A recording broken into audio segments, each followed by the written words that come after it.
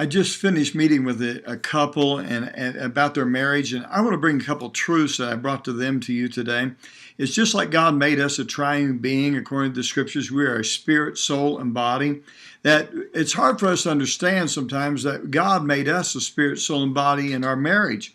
My marriage is made up of not only physical intimacy, which is the body, but my marriage is to be made up of spiritual intimacy, soul intimacy, and also physical intimacy.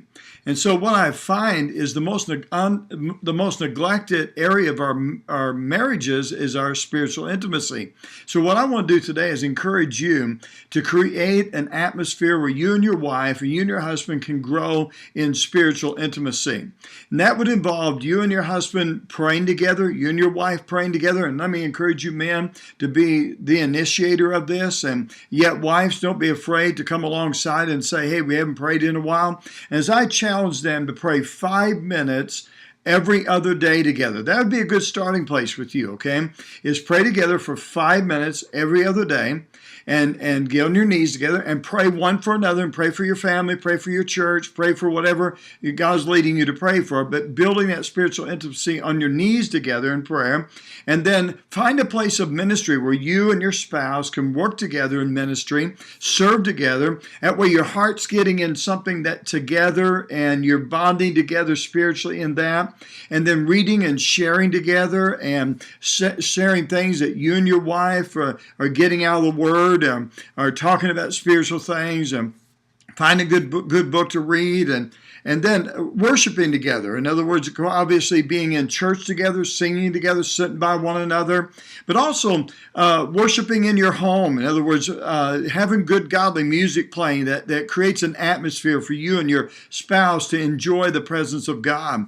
And then let me encourage you to memorize scripture together. Like Ephesians 4:32, I believe is like my verse for our marriage. It says, be ye kind one to another, tender-hearted, forgiving one another, even as God for Christ's sake hath forgiven you.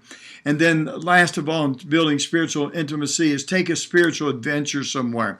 Go do something out of the norm for the Lord together that is what I call like making those Jesus moments where you and your spouse do something that's so out of the comfort zone box and you minister to people.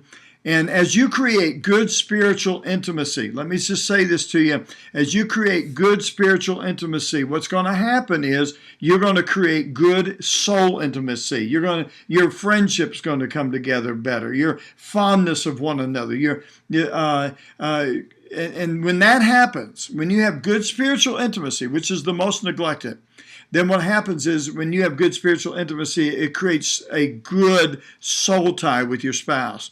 And when you have good spiritual intimacy, which creates good soul ties with your spouse, you begin to have a deeper friendship with one another, then that creates spontaneous physical intimacy, spontaneous embraces, spontaneous touch, spontaneous intimacy that really God has for us. That's His vision and dream for us, is to have good, solid spiritual intimacy, emotional or soul intimacy, where you have a good soul tie and good physical intimacy. And all that to say this, listen, if you're going to work on something in your marriage, make sure that you get your spiritual intimacy going, okay?